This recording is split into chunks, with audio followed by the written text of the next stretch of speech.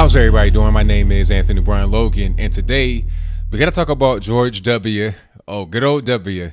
The lovable guy painting pictures and stuff. All of a sudden, he was in Abu Dhabi from some conference. We'll talk about what that conference was, I suppose, in this article. There's another article as well we'll get to in a little while. But he was talking about a few different things. And the first thing we're going to start with is how the Russian so-called meddled in the election. You see the headline over my left-hand shoulder. George W. Bush, clear evidence Russians meddled in the election. Now, I don't know what's going on with George W. You know what? I think what's happening with W is that we're realizing what he really is and what he really was during his presidency. He's just a globalist, the same as all the rest. The same as Obama, the same as Clinton. All these people are pretty much the same. I think all of them are related. That's why I don't like Trump, because Trump is like the wild card in their whole machine. Okay. They want things to be status quo, to be not much different between the left and the right, to have kind of like almost like an oligarchy. That's what they want. He represents that. He's still out here giving speeches. You got to ask yourself, for what other reason is he out here giving speeches like this that undermine the current Republican president when he was a Republican himself? It's one thing to disagree. You could say, you know what, I don't agree with what's going on. I think that, you know, whatever your comments are, whatever your thoughts are about the president currently, if you are a former president in the GOP, then why would you be coming after the current GOP president? But I digress. Let's get into what the article says here. Former President George W. Bush appeared to take aim at President Trump on Thursday when he said at an economic summit in the Middle East in Abu Dhabi that there was, quote, pretty clear evidence that the Russians meddled in the 2016 U.S. presidential election. Bush made the comments in the talk in Abu Dhabi, the capital of the United Arab Emirates. He was appearing there as part of a conference put on by the Milken Institute, a think tank based in Santa Monica, California. Now, the Milken Institute, I've not heard of them before. If you know anything about them, please let me know in the comments below. But all I can think when I see institute and think tank, all I can think is deep state, deep money. Okay, like I said, what reason does he have to be out there? Is he poor? Does he need money? Is he cash strapped? Or is it part of a pact that you sign once you get, well, selected or elected, whatever you want to call it, that says, hey, after you get done, after you retire, I need you to do these speeches. I need you to do X, Y, and Z. Maybe they got some on them, body in the closet, you know, and they're just dangling in front of them and say, hey, if you don't go out here to these speeches and say verbatim what we tell you to say, then we're going to release whatever kind of documents, pictures, whatever they have on them. But I digress. While Bush did not directly name Trump, his comments did appear to target him. Trump has consistently disputed allegations of Russian interference in the election or that members of his campaign team in any way colluded. Now, we know what that word means by now. We've heard it over and over again. Colluded with Moscow. Quote, whether Russia affected the outcome is another question, Bush added. And he did say that he was like, well, I don't know if they actually affected the outcome. And, you know, as far as I've been able to see, if I'm wrong, somebody please tell me. But as far as I've been able to see, any so-called evidence of Russian collusion has been people that happen to live in Russia, maybe some of the Russian Federation, the government buying ads for Black Lives Matter and stuff like that on Facebook. Or when Twitter sent me that letter talking about Russian involvement in the 2016 election cycle, they were saying that they had bots that were tweeting the simplest things, talking about hashtag Make America Great Again. I mean, I'm talking real simple things that anybody would say, things that I've said on my own without having to be so-called influenced by the so-called Russians. But let's get back to the article. Quote, it's problematic that a foreign nation is involved in our election system. Our democracy is only as good as people trust the results, he said. Intelligence agencies have concluded Russia did not meddle in the election, and numerous investigations are underway to determine whether Trump's campaign aided the Kremlin. Okay, now intelligence agencies meddle in the election. Let's be clear. These are very vague terms. What agencies and what exactly did they say that so-called Russia did? And the question I also ask here is, was Russia the only actor that has been implicated in the whole situation, or are there more countries? I mean, you're talking about Ukraine, China, what Hillary Clinton said, what she said, Macedonia. So why are we always talking about Russia? Is it because we have the Red Scare implanted into our minds, and it makes sense for us to say that Russia always is the culprit because it's a white nation. They have money. It's part of the Cold War. It's easy just to blame them rather than blaming some other place like China, which would make more sense, even though they have not involved themselves in the election process. I thought Barack Obama, Hillary Clinton, all of them said that it's impossible to hack the election.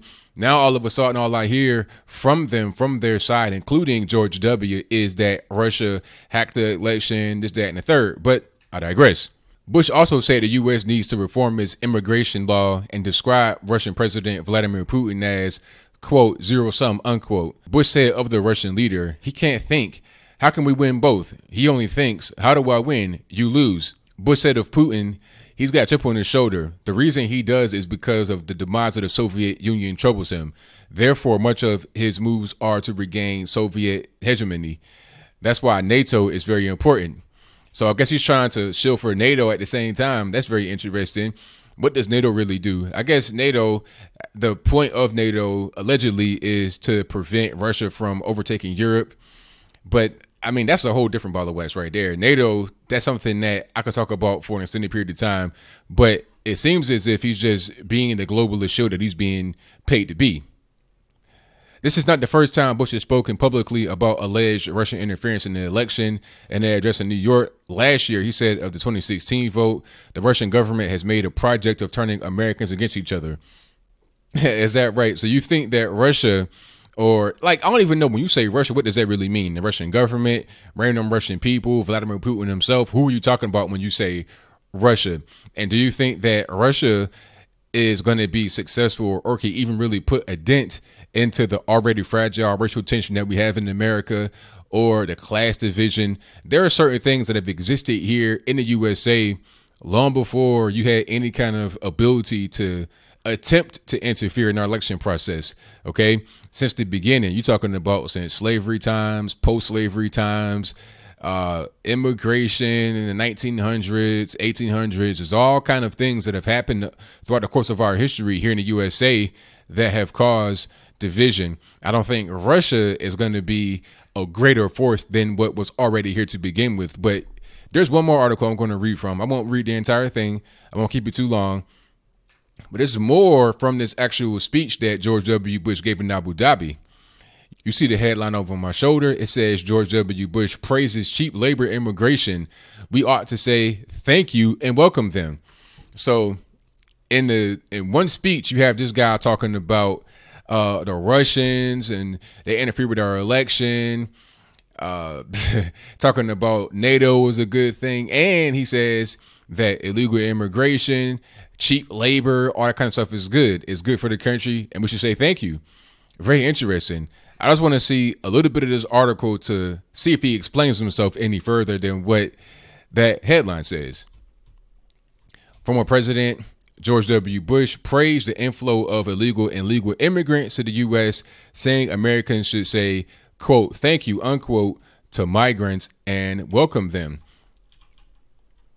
Addressing the summit in Abu Dhabi, UAE, Bush criticized President Trump's decision to end the President Obama created Deferred Action for Childhood Arrivals DACA program, which gave temporary amnesty to nearly 800,000 illegal aliens. Quote, America's their home, Bush said. According to the Associated Press, they've got to get it fixed. So you're praising DACA now. You praising the illegal immigration, DACA, NATO, and you're saying that Vladimir Putin interfered with the election. I don't see much of a difference between George W. Bush and Hillary Clinton. This is what I'm talking about. Also, Barack Obama. They're all part of the same little cabal. George Sr., Jr., Jeb. Oh, man, Jeb.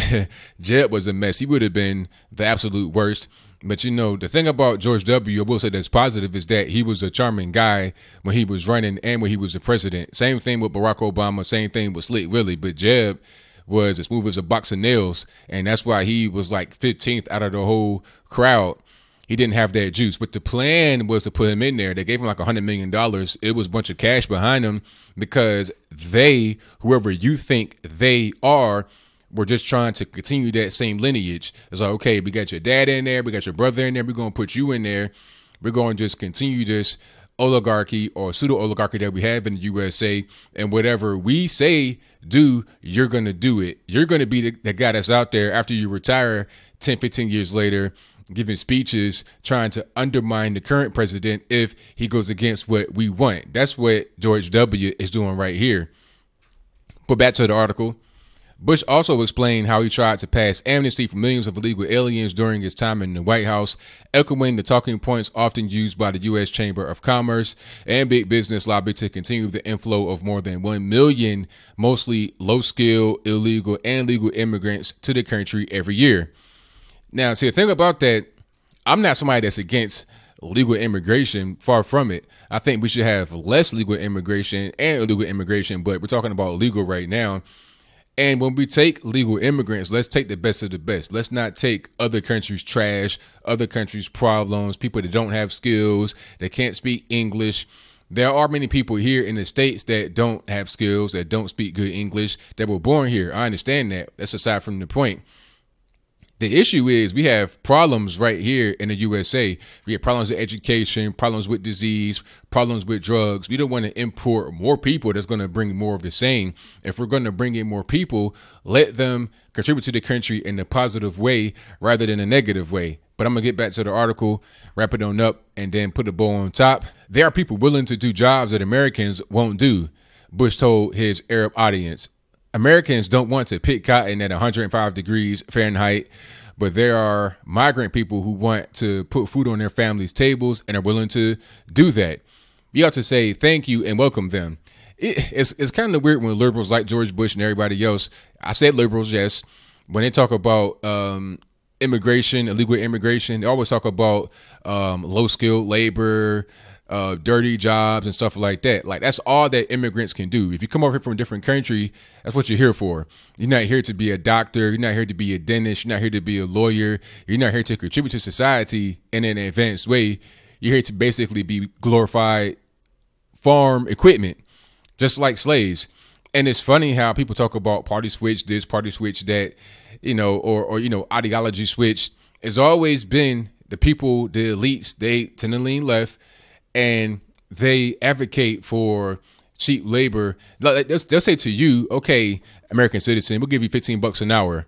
But then they don't tell you that they're going to put somebody in your job that's going to get paid under the table and send the money back to their country of origin and enrich themselves over there, all because the people who actually run the company want to make a lot of money. They want to look good in front of the camera. So they say, fight for 15, we're giving you a raise. But then they go and fight for people that come into the country illegally, work under the table, and get paid $5 an hour, $10 an hour, or whatever the case may be. They get paid much less than what they should get paid if they were an American citizen. But I digress. Let's see what else is said in this article. Bush's suggestion that Americans are unwilling to do blue-collar jobs is not backed up by data collected and analyzed by the Center for Immigration Studies. There's much more in here. You can see this chart talking about, what's this chart right here? The number of new immigrants arriving each year rebounded dramatically after 2011. So I guess you have 2011, that's a low point, and then it just goes up, up, and up, and up. It's just too much. It's just too many people. We don't have the space. We don't have the resources. We don't really have much to be able to take care of all these people. I mean, at the end of the day, as I close, who's going to take care of all these people? Who's going to provide for all these people? And let's say they can provide for themselves. Well, how are they providing for themselves? Are they taking the jobs that Americans should have, that Americans should get paid nicely for? Talking about Americans don't want to do the jobs. Is that so? I know people that stand outside all day that will work in these fields, but that's not who you want. You want the people that don't have a home, that you can abuse, that you can pay next to nothing, no taxes, whatever. You want to do things illegally, so you don't want legal people. Let's not get it confused. Let's not talk about how so-called Americans don't want to do it and Hispanic people, whoever, they want to do it. Let's talk about how it's a bunch of corruption going on that you are allowing to happen. You're allowing it to happen by having the illegal immigrants. You're allowing it to happen when you have DACA protection and stuff like that. Okay. And then you want to talk about Russia. That's a big smokescreen for the globalists who want to enact their agenda. It's very simple. It's cut and dry. But what do you think? Do you think that George W. is just out there doing the globalist shill thing as per usual? Do you think that he has a chance to help Donald Trump at all? Do you think he's trying to help Trump more, or is he trying to help Hillary Clinton or whoever the next Democrat is? I would not be surprised to see W out there campaigning with somebody like a Cory Booker or Kamala Harris, because the same people that are behind the Bushes and the Clintons and the Obamas, getting them in there, funding them, they'll hitch their wagons to whoever's going to promote and push their narrative. So if you see W out there with Kamala Harris or Cory Booker, don't be surprised at all. You heard it here first. Some people might get offended because, a lot of black folks, especially because Cory Booker and Kamala Harris are both black. Some black folks would be like George W. Bush. He was a Republican. He was a devil. But nah, remember, he's been painting the pictures of the little doggies and all of that. So he's kind-hearted. He can just apologize for his previous ways of being a conservative and become a liberal. The same kind of way John McCain at one point was a hardcore conservative. At least I thought he was. Maybe I was wrong. But now all of a sudden he's doing the same thing W is doing, basically trying to subvert the current president and undermine the Republican Party from within. But whatever your thoughts are, please let me know in the comments below. And that's all I got to say for this video. If you like what you heard, please comment, rate, share, and subscribe. Peace.